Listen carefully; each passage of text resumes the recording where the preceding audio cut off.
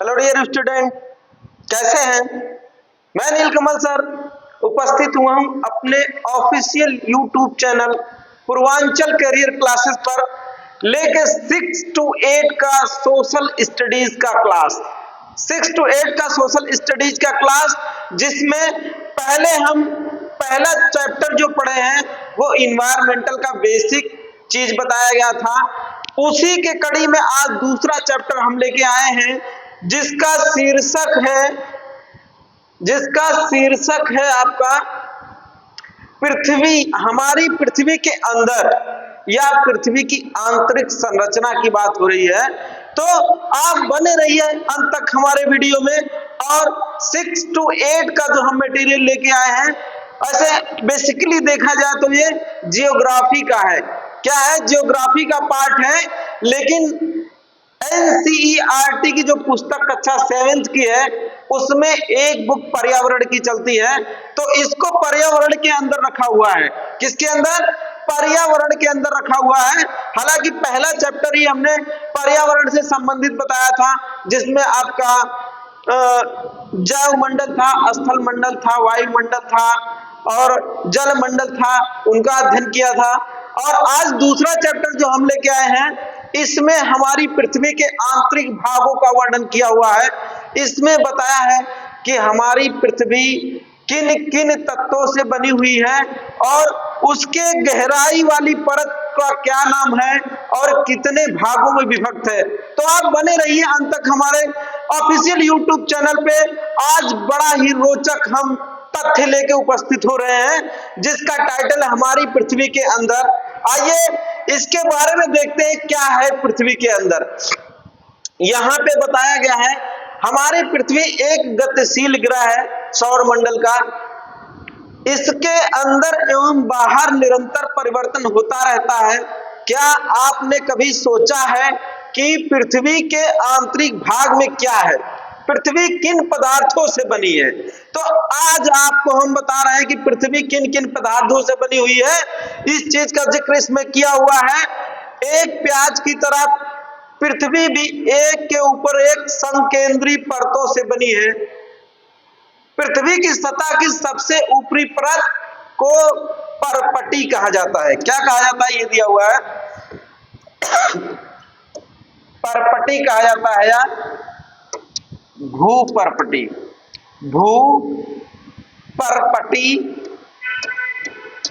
या क्रस्ट कहा जाता है। इसे क्या कहा जाता है? क्रस्ट कहा जाता है।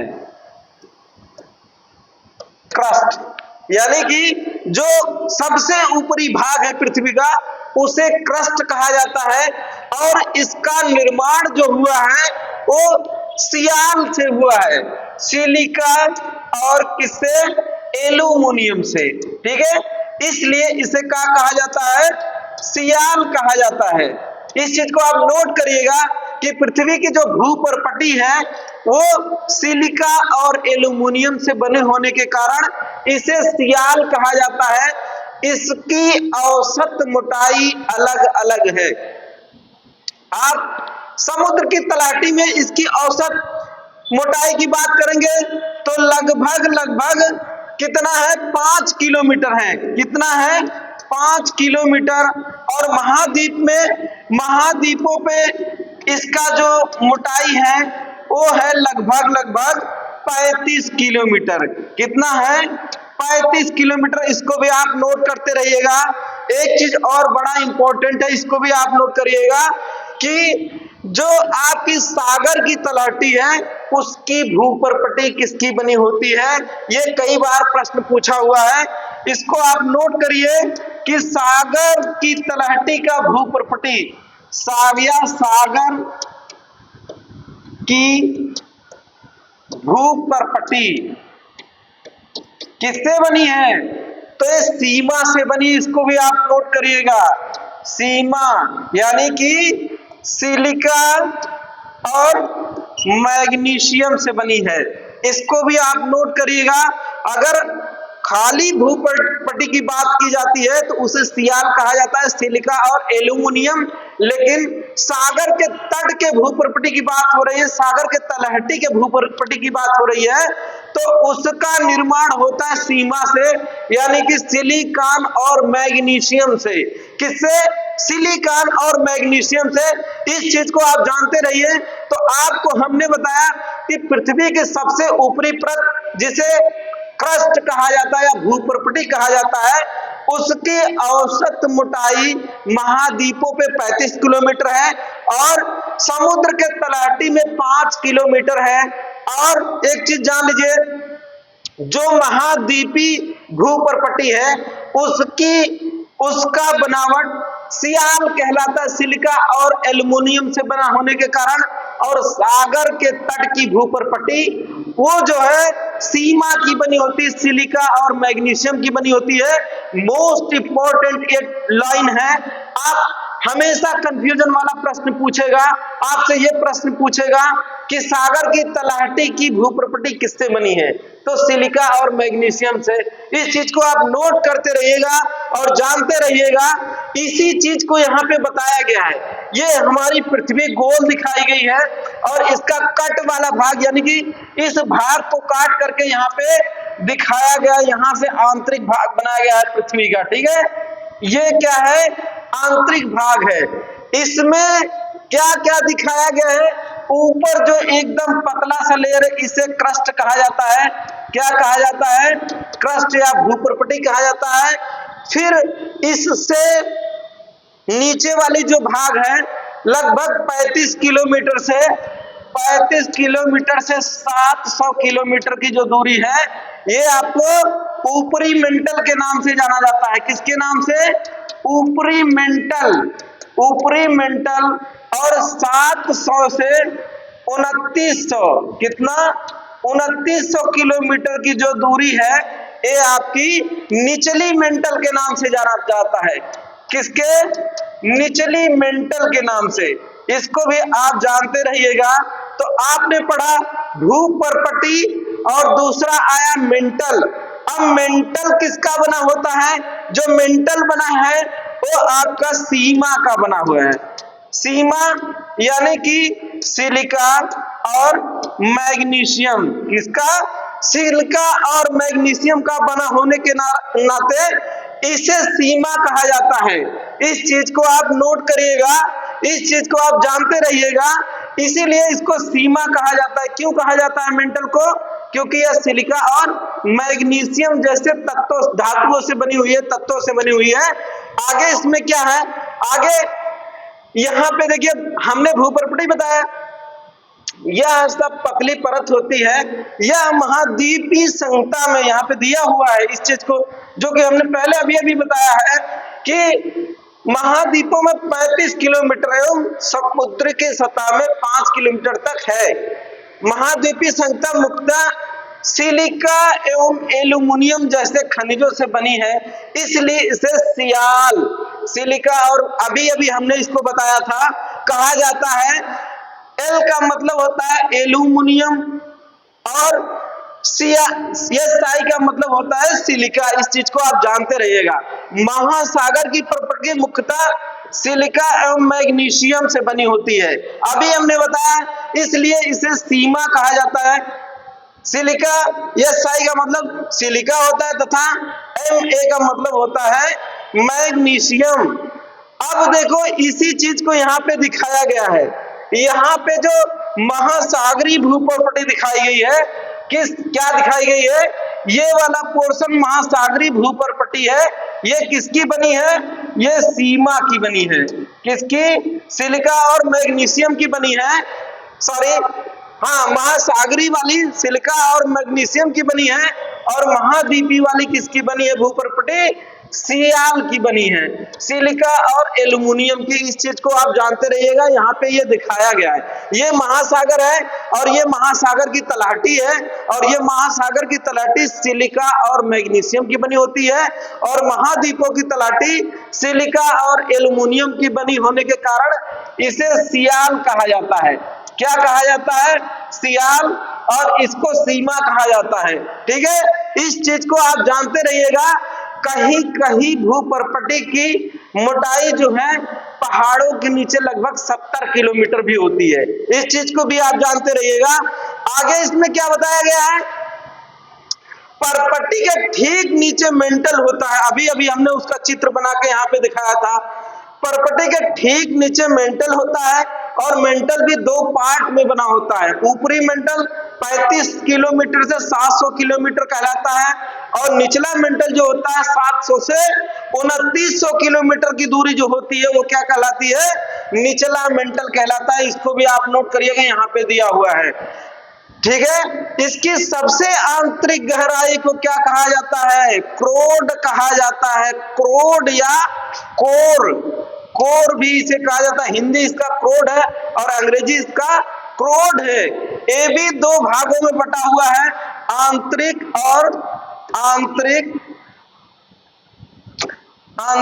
और बाह्य। ये दो क्रोड भी दो भागों में पाया जाता है।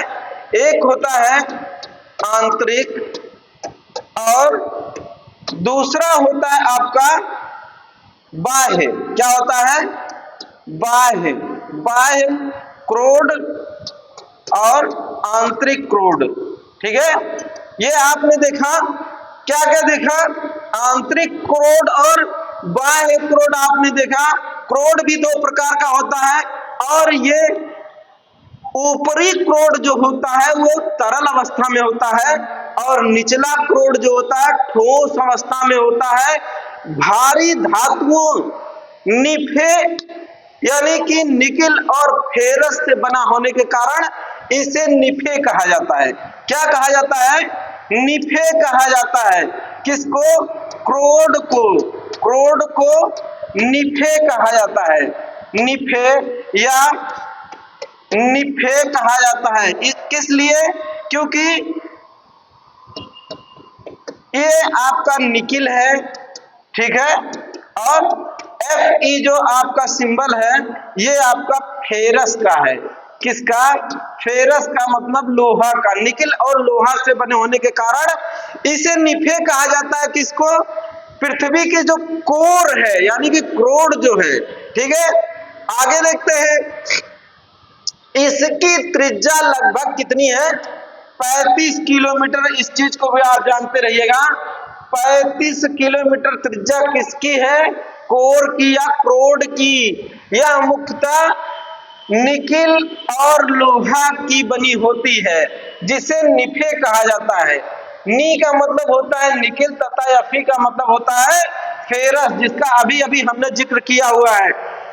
केंद्रीय क्रोड का तापमान एवं दाब काफी उच्च होता है। इसको भी आप नोट करते रहिएगा। ऐसा बन सकता है, ऐसा पूछ सकता है। तो पृथ्वी के आयतन का केवल 1% हिस्सा ही पर्पटी है। इस चीज को भी आप नोट करिए, इंपॉर्टेंट चीज है। 1% हिस्सा क्या है, पर्पटी है। 84% हिस्सा मेंटल है और 15% हिस्सा क्या है, क्रोड है। और पृथ्वी की त्रिज्या कितनी है, 63-71 किलोमीटर। इसको भी आप नोट करिएगा, इंपॉर्टेंट है। आपने देखा इसमें कि 1% भूपर्पटी है, 84% मेंटल है और 15% क्या है, कोर अथवा क्रोड है। ठीक है, और इसकी जो त्रिज्या है वो 6300 यानी कि 71 है, 6371 किलोमीटर। इसको भी आप जानते रहिएगा। ये वाला इंपॉर्टेंट चीज है, इसको आप नोट करिएगा। यहां से प्रश्न बन सकते हैं 6 to 8 में। आगे क्या है, शैल एवं खनिज। पृथ्वी की पर्पटी अनेक प्रकार के शैलों से बनी है। पृथ्वी की पर्पटी बनाने वाले खनिज पदार्थों के किसी भी प्राकृतिक पिंड को शैल कहा जाता है। शैल भिन्न भिन्न रंग एवं गठन के हो सकते हैं। तो शैल आप देख रहे हैं, तो शैल के बारे में जान लीजिए कि शैल कितने प्रकार का होता है। कितने प्रकार का होता है शैल, इसको भी आप जान लीजिए।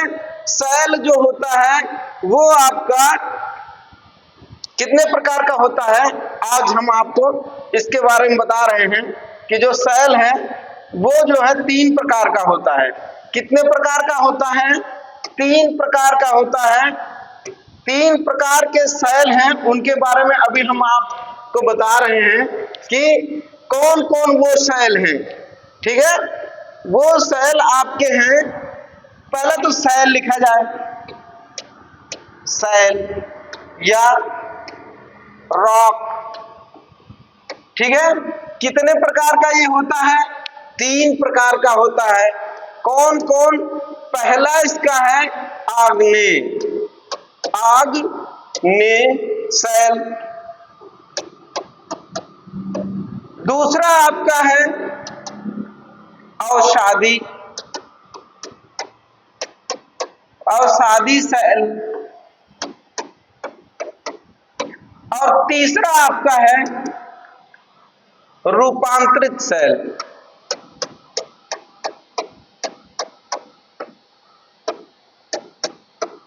ठीक है, और इसे कहा जाता है इग्नियस, इग्नियस रॉक, इसको भी जानते रहिए। और ये क्या है? सेडिमेंट्री रॉक है। कौन है?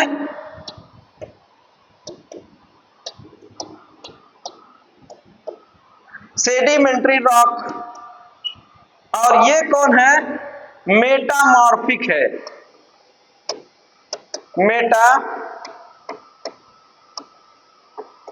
मेटामॉर्फिक है। आपने देखा सेल मुख्यतः तीन प्रकार के होते हैं। कौन कौन? आग्नेय सेल, अवसादी सेल, रूपांतरित सेल। अवसादी सेल को एक और नाम से जाना जाता है परतदार, परतदार सेल भी इसे कहा जाता है, इसको भी आप जानते रहिए। और इसको भी एक नाम से जाना जाता है कायांतरित सेल। क्या है? कायांतरित सेल।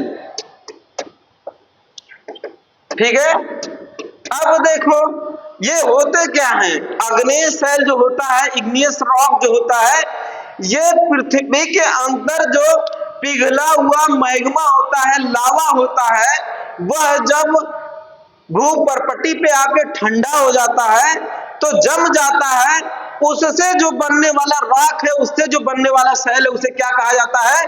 आग्नेय सेल कहा जाता है। अवसादी सेल क्या है?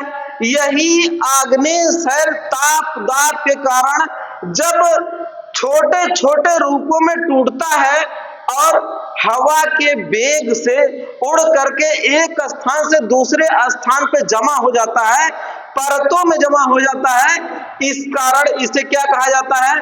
परतदार सेल कहा जाता है अथवा अवसादी सेल कहा जाता है। रूपांतरित सेल क्या होता है? रूपांतरित सेल वह सेल होता है जो आग्नेय और अवसादी सेल का ही रूप होता है, लेकिन ताप और दाब के कारण ये अपना रूप बदल देता है, इसका रूप चेंज हो जाता है, इसलिए इसे रूपांतरित या मेटामॉर्फिक रॉक कहा जाता है। इसीलिए इसे कायांतरित सेल भी कहा जाता है। उम्मीद करते हैं कि आप इस चीज को समझ गए होंगे कि कायांतरित सेल क्या होता है। ये होता है रूप बदल जाना, चाहे वो आग्नेय सेल हो चाहे अवसादी सेल हो, ताप और दाब के कारण जब अपने रूप को बदल देता है तो जो बदला हुआ रूप होता है वही क्या होता है? रूपांतरित सेल कहलाता है। तो ये चीज आप जानते रहिए। सेल इसके बारे में यहां से प्रश्न पूछता है। क्या है? यहां से प्रश्न पूछता है। तो आइए अब फिर हम चलते हैं, कहां पे चलते हैं? हम अपने NCERT की जो बुक है उस पे चलते हैं और वहां से फिर से हम नए सिरे से फिर उसमें जो दिया हुआ है उसका अध्ययन करते हैं कि देखिए वहां पे किस चीज के बारे में बताया गया है, वहां पे इसके उदाहरण के बारे में बताया और क्या क्या रखा गया है। तो देखा आपने, यही चीज यहाँ पे दिया हुआ है। पृथ्वी की परपटी अनेक प्रकार के सेलों की बनी है। पृथ्वी की परपटी बनाने वाले खनिज पदार्थ किसी भी प्राकृतिक पिंड को सेल कहते हैं। सेल विभिन्न आकार एवं गठन के हो सकते हैं। मुख्य रूप से सेल तीन प्रकार का होता है। अभी अभी हमने इसका जिक्र किया है और यही अभी इसको बताया है कि सेल कितने प्रकार के होते हैं? तीन प्रकार के होते हैं। कौन कौन होते हैं? यहाँ पे दिया हुआ आग्नेय इग्नियस सेल, अवसादी सेडिमेंट्री सेल, कायांतरित मेटामॉर्फिक सेल। आपने देखा ना?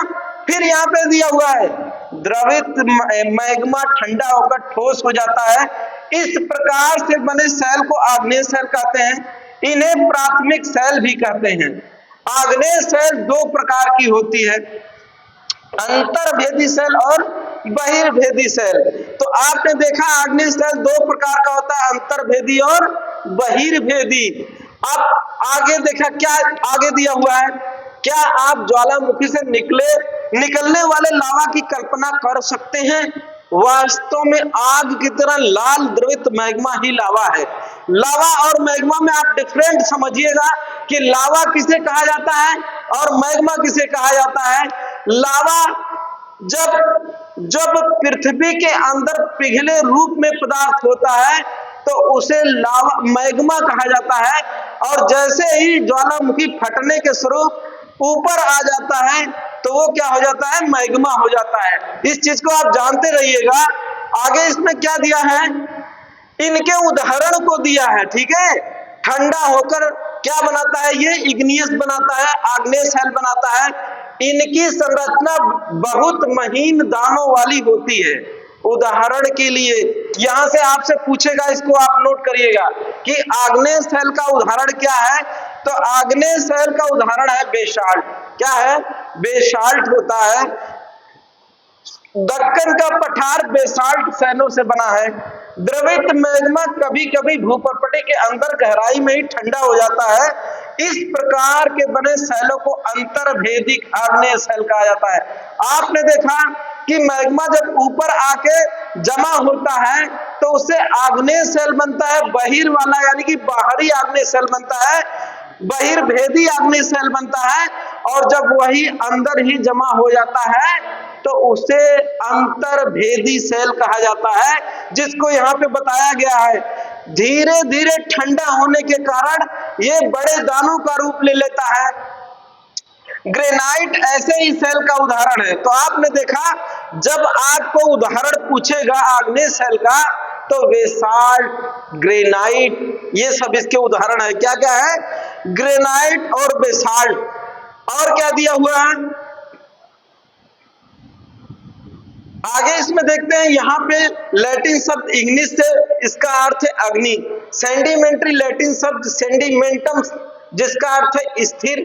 मेटामॉर्फिक ग्रीक शब्द मेटामॉर्फस जिसका अर्थ है रूप परिवर्तन। इस चीज को भी आप जानते रहिएगा, इस चीज को भी आप नोट करिएगा, यहाँ से भी प्रश्न बनने की संभावना या बनते हैं।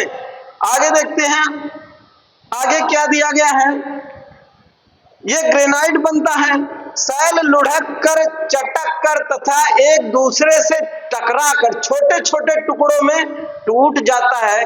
इन छोटे कणों को अवसाद कहते हैं। अभी अभी हमने इसको बताया था, क्या कहा जाता है, इसको अवसाद कहा जाता है। इस चीज को आप जानते रहिएगा। यहाँ से आप अभी अभी हमने इसको आपको बताया, एकदम साधारण भाषा में बताया था। यहाँ पे उसी को कह रहा है कि छोटे छोटे टूटे भागों को अवसाद कहा जाता है। ये अवसाद हवा, जल आदि के द्वारा एक स्थान से दूसरे स्थान पर पहुंचकर जमा कर दिए जाते हैं। ये अदीर्ण अवसाद दबाकर एवं ठोस होकर सेल परत बनाते हैं। इस प्रकार के सेल अवसादी सेल कहलाते हैं, जिसका अभी अभी पीछे हमने जिक्र किया है, बताया है। उदाहरण के लिए बलुआ पत्थर। बलुआ पत्थर रेत दाने से बनता है।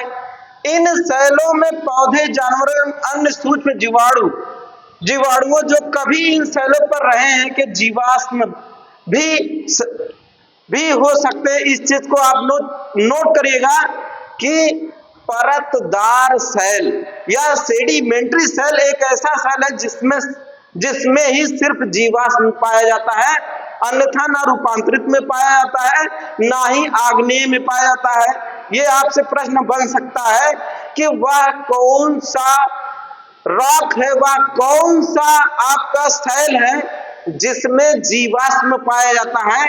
तो आपका सटीक उत्तर होना चाहिए परतदार अथवा अवसादी सेल अथवा सेडिमेंट्री रॉक। इस चीज को आप नोट करिएगा, यहां से प्रश्न बनते हैं। आग्नेय अवसादी सेल उच्च ताप एवं दाब के कारण कायांतरित सेलों में परिवर्तन हो सकते हैं। उदाहरण के लिए चिकनी मिट्टी स्लेट में बदलती है, इसको भी आप जानते रहिएगा। यहां से प्रश्न पूछा हुआ है, चिकनी मिट्टी किसमें बदलती है? स्लेट में एवं चूना पत्थर संगमरमर में। सबसे मोस्ट इंपॉर्टेंट ये है, इसको आप नोट करिएगा कि जो चूना पत्थर होता है वो कायांतरित रूप में संगमरमर में बन जाता है, और जो चिकनी मिट्टी होती है कायांतरित रूप में वो क्या बनती है? स्लेट बनती है, स्लेट बन जाती है। इसको भी आप नोट करते रहिएगा। और जो कोयला है वो हीरा में परिवर्तित हो जाता है। किसमें परिवर्तित हो जाता है? हीरा में परिवर्तित हो जाता है कोयला, कायांतरित में। यहाँ पे दिखाया गया है इस चीज को, ठीक है। आगे देखते हैं, सैल हमारे लिए बहुत उपयोगी हैं।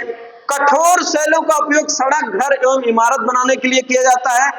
आप पत्थरों का उपयोग कई खेलों में करते हैं। उदाहरण के लिए 7 पत्थर, पिट्ठू एक खेल है, चिबिड्डी, स्टापू या किट-किट, 5 पत्थर, गिट्टी आदि। आप अपने दादा दादी, माता पिता, पड़ोसी आज से पूछकर कुछ अन्य खेलों का नाम लिखिए जो कि आप किससे संबंधित है? पत्थरों से संबंधित खेल जो होता है। किट-किट का खेल, यहाँ पे स्टापू भी किसे कहा जाता है? इसी को किट-किट भी कहा जाता है, जो पत्थर से खेला जाता है। अनेक स्मारक दिया हुआ है, किससे बना हुआ है? ये बना हुआ है बलुआ पत्थर से। लाल किला किससे बना हुआ है? बलुआ पत्थर यहाँ पे दिखाया गया है। और क्या होता है बलुआ पत्थर? अवसादी शैल होता है, इसको भी आप जानते रहिए। यहाँ पे ताजमहल बना हुआ है किससे? सफेद संगमरमर से। और जो ताजमहल है ये संगमरमर का रूप जो होता है वो कायांतरित रूप होता है। क्या होता है? कायांतरित रूप होता है। यहाँ पे दिखाया गया है, यहाँ पे ये कायांतरित शैल को दिखाया गया है जिससे बना है, और यहाँ पे अवसादी शैल। आप डिफरेंस समझिए। आग्नेय की बात करते हैं तो आग्नेय शैल तो बहुत बारीक उसके होते, बहुत ठोस होता है, उसका कोई निर्माण नहीं होता है। उसका निर्माण पहाड़ों, चट्टानों और पठार जो बने उससे बने हुए हैं। लेकिन यहाँ पे जो दिखाया गया है ये वाला पत्थर अवसादी शैल है, और यहाँ पे जो ताजमहल बनी है कायांतरित यानी कि संगमरमर से बना हुआ है। अभी अभी हमने बताया है कि चूना पत्थर जो होता है वो संगमरमर का रूप ले लेता है। किसमें? कायांतरित शैल में या रूपांतरित शैल में। उसी चीज को यहाँ दर्शाया गया है। यहाँ पे बताया गया है, आपको जानकर आश्चर्य होगा कि किन्हीं निश्चित दशाओं में एक प्रकार की शैल चक्रीय तरीके से एक दूसरे में परिवर्तित हो जाते हैं। एक शैल से दूसरे शैल में परिवर्तन होने की इस प्रक्रिया को शैल चक्र कहा जाता है। क्या कहा जाता है? रॉक साइकिल कहा जाता है, शैल चक्र कहा जाता है। इसको भी आप जानते रहिए। आप जानते हैं कि द्रवित मैग्मा ठंडा होकर ठोस आग्नेय शैल बनाता है, जिसको अभी अभी हमने बताया है। ये आग्नेय शैल छोटे छोटे टुकड़ों में टूटकर एक स्थान से दूसरे स्थान पर स्थानांतरित होकर अवसादी शैल का निर्माण करते हैं।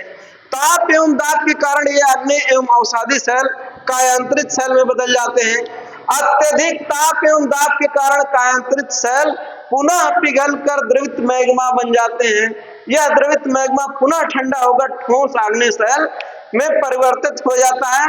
इस हिसाब से रॉक साइकिल चलती रहती है, शैल चक्र चलता रहता है, जिसका पे यहाँ पे दिखाया गया चित्र के माध्यम से। ये पृथ्वी के अंदर जो लाल भाग दिख रहा है यही मैग्मा है आपका। अब जब यहाँ से ज्वालामुखी फटी है तो ये मैग्मा आपके भूपर्पटी पे आ गया और ठंडा होकर आग्नेय शैल का निर्माण किया। और यही आग्नेय शैल छोटे छोटे चूड़ों में टूटकर तलछट या अवसाद के रूप में जमा हुआ, जिसे अवसादी शैल कहा गया। क्या कहा गया? अवसादी शैल। और इसे पुनः यहाँ ताप और दाब के कारण जब ये रूप लिया तो इसे अवसादी कहा गया। और यही अवसादी शैल जब अपना जो है रूप बदला तो यहाँ एक कायांतरित शैल में बदल गया। किस में बदल गया? कायांतरित शैल में। तो इस चक्र को क्या कहा जाता है? शैल चक्र कहा जाता है। सबसे पहले मैग्मा से आग्नेय शैल बनता है, आग्नेय शैल से छोटे छोटे तलछट होते हैं, उनसे जो है अवसादी शैल बनता है। अवसादी शैल से ताप और दाब के कारण रूपांतरित शैल बनता है या कायांतरित शैल बनता है। और फिर कायांतरित शैल मैग्मा का रूप धारण कर लेता है और फिर मैग्मा से आपका आग्नेय शैल बनता है। इस चक्र को क्या कहा जाता है? इसी चक्र को रॉक साइकिल कहा जाता है अथवा शैल चक्र कहा जाता है, जिसका यहाँ पे चित्र द्वारा समझाया गया है। इस चीज को आप नोट कर लीजिएगा, यहां से भी प्रश्न बनते हैं। आगे देखते हैं, शैल विभिन्न खनिजों से बनी होती है। खनिज प्राकृतिक रूप में पाए जाने वाले पदार्थ हैं जिनका निश्चित भौतिक गुण धर्म एवं निश्चित रासायनिक मिश्रण होता है। खनिज मानव जात के लिए बहुत महत्वपूर्ण है। कुछ का उपयोग ईंधन की तरह होता है, जैसे कोयला, प्राकृतिक गैस एवं पेट्रोलियम। इसका उद्योगों, औषधि एवं उर्वरकों में भी उपयोग होता है, जैसे लोहा, एल्यूमिनियम, सोना, यूरेनियम आदि। ये भी क्या है आपके, ये भी आपके तत्व ही है। लोहा, एल्यूमिनियम, सोना, यूरेनियम इत्यादि क्या है, ये आपके तत्व हैं, ठीक है, जिनका अपना निश्चित भौतिक गुण धर्म एवं निश्चित रासायनिक गुण धर्म होता है।